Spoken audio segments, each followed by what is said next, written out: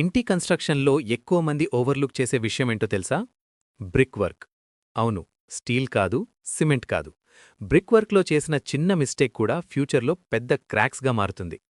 ఈ వీడియోలో red బ్రిక్తో wall construction చేసేటప్పుడు 4-ఇంచ్ వాల్ ఎక్కడ వేయాలో, 9-ఇంచ్ వాల్ ఎందుకు కంపల్సరీయో, లింటల్ ఎప్పుడివ్వాలో, లింటల్ బార్స్ని కాలంలో డ్రిల్లింగ్ చేయాలా లేక ఇది బిగ్ స్ట్రక్చరల్ బ్లండరా, సైట్ నాలెడ్జ్ లేని మేస్త్రి మాటలు బ్లైండ్గా నమ్మితే ఇల్లు కట్టుకున్నాక cracks, leakage, structural weakness, continuous repair costs అన్నీ గ్యారంటీడ్.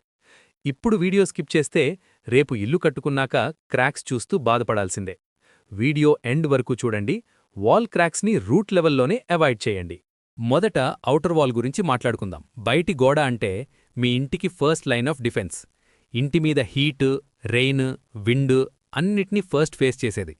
అందుకే ఔటర్ వాల్ థిక్నెస్ తప్పకుండా 9-ఇంచ్ ఉండాలి. చాలా సైట్స్లో కాస్ట్ సేవింగ్ కోసం 4-ఇంచ్ ఔటర్ వాల్ వేస్తారు. అది బిగ్ మిస్టేక్. ఎందుకంటే 4-ఇంచ్ వాల్ హీట్ని రెసిస్ట్ చేయలేదు, రెయిన్ వాటర్ సీపేజ్ ఎక్కువగా వస్తుంది, ఎలక్ట్రికల్ చేజింగ్ చేసిన వెంటనే క్రాక్ స్టార్ట్ అవుతాయి. కొంతమంది కాంట్రాక్టర్స్ వాల్ 4-ఇంచ్ పెట్టడం వల్ల రూమ్ స్పేస్ పెరుగుతుంది అంటారు. స్పేస్ కంటే ప్రొటెక్షన్ ఇంపార్టెంట్. బయటి గోడ అంటే షీల్డ్ థిన్ అయితే హౌస్ సేఫ్ కాదు. సో ఔటర్ వాల్లో కాంప్రమైజ్ అవ్వద్దు. పక్కా 9-ఇంచ్ థిక్నెస్. మీ ఏరియాలో జనరల్గా ఔటర్ వాల్ ఎంత థిక్నెస్ వాల్ వేస్తున్నారో కమెంట్లో చెప్పండి. ఇప్పుడు ఇన్నర్ వాల్ గురించి. వీటి మెయిన్ పర్పస్ రూమ్స్ డివైడ్ చేయడం, ఇంటర్నల్ రూమ్స్ మధ్య సౌండ్ ఇన్సులేషన్. అదేనండి, ఒక రూమ్లో మాట్లాడితే వేరే రూమ్లో వినిపించకూడదు. అందుకే ఇన్నర్ వాల్స్కి 4-ఇంచ్ థిక్నెస్ సరిపోతుంది. Bedroom partitions, kitchen partitions, toilet partitions all okay. Inner wall ప్రాపర్గా ప్లాన్ చేస్తే స్పేస్ సేవ్ అవుతుంది, కాస్ట్ కంట్రోల్ అవుతుంది. కానీ రాంగ్ ప్లేస్లో వేస్తే క్రాక్స్ అండ్ సేఫ్టీ ఇష్యూస్ పక్కా. బాత్రూంలో 4-ఇంచ్ వాల్ సేఫా, 9-ఇంచ్ సేఫ్? కమెంట్లో చెప్పండి. ఇప్పుడు చాలా important topic, brick joint thickness. ఇది ఎక్కువ మంది ఇగ్నోర్ చేస్తారు. ఇదే క్రాక్స్కి మెయిన్ రీజన్. 4-ఇంచ్ వాల్లో జాయింట్ థిక్నెస్ 10 mm మించకూడదు. 9-ఇంచ్ వాల్లో 10 నుంచి 12 mm ఐడియల్. జాయింట్ థిక్నెస్ ఎక్కువైతే సిమెంట్ ష్రింకేజ్ ఎక్కువ అవుతుంది, బాండ్ వీక్ అవుతుంది, ప్లాస్టర్ క్రాక్స్ గ్యారంటీడ్. ఒక లైన్ గుర్తుపెట్టుకోండి, వాల్లో brick strength 30%, joint strength 70%. So joints neglect చేయకూడదు. మీ మేస్త్రి జాయింట్ థిక్నెస్ ఎంత మెయింటైన్ చేస్తాడు? కామెంట్స్లో చెప్పండి. ఇప్పుడు క్యూరింగ్. బ్రిక్ వర్క్ అయిపోయింది అంటే పని అయిపోయినట్టు కాదు. Curing compulsory. Minimum 7 days. సమ్మర్లో అయితే 10 days బెస్ట్. క్యూరింగ్ స్కిప్ చేస్తే జాయింట్ పౌడర్ అవుతుంది, ప్లాస్టర్ క్రాకింగ్ స్టార్ట్ అవుతుంది. సిమెంట్కి నీళ్లు కావాలి. నీళ్లు ఇవ్వకపోతే ఫ్యూచర్లో క్రాక్స్తో రివెంజ్ తీసుకుంటుంది. మీ సైట్లో క్యూరింగ్ ఎన్ని డేస్ చేశారు? 3, 5, 7, 10? కామెంట్స్లో చెప్పండి.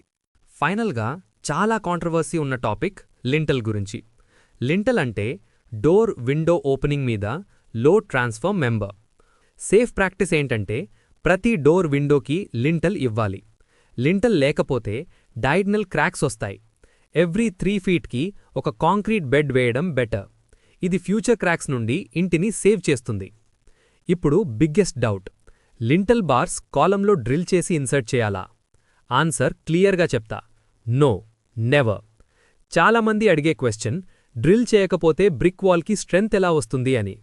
హౌస్ డిజైన్లో లోడ్ అంతా స్లాబ్, బీమ్ అండ్ కాలమ్స్ నుండి గ్రౌండ్కి ట్రాన్స్ఫర్ అవుతుంది. బ్రిక్ వాల్ లోడ్ క్యారింగ్ చేయనప్పుడు తనకి స్ట్రెంగ్త్ ఎందుకు? Normal brick work procedure is enough. కాలంలో డ్రిల్లింగ్ చేయడం స్ట్రక్చరల్ క్రైమ్ లాంటిది. ఎందుకంటే కాలం డ్రిల్ వల్ల లోడ్ క్యారింగ్ కెపాసిటీ రెడ్యూస్ అవుతుంది. కాలం డిస్టర్బ్ చేస్తే ఎంటైర్ బిల్డింగ్ డిస్టర్బ్ అవుతుంది. అయితే క్రాక్స్ ఎలా ప్రివెంట్ చేయాలి? కరెక్ట్ మెథడ్ ఏంటంటే lintel bars thickness minimum 100 mm ఉండాలి. లింటల్లో minimum 8 mm steel rods use చేస్తే better. And most important, proper curing. Drilling కాదు, డీటెయిలింగ్ ముఖ్యం. మీ మేస్త్రి ఎప్పుడైనా కాలంలో డ్రిల్లింగ్ చెయ్యండి అని చెప్పాడా? ఎస్, నో కామెంట్ చేయండి. Four inch versus nine inch, joint thickness, lintel detailing ఇవి చిన్న విషయాల్లా కనిపిస్తాయి. కానీ ఇగ్నోర్ చేస్తే ఫ్యూచర్ రిపేర్ కాస్ట్ లాక్స్లో ఉంటుంది. ఇలా చేయడం వల్ల 70% వాల్ క్రాక్స్ అవాయిడ్ చేయొచ్చు. అయితే 100% క్రాక్స్ ఎలా ప్రివెంట్ చేయాలి అనేగా పార్ట్ 2లో తెలుసుకుందాం.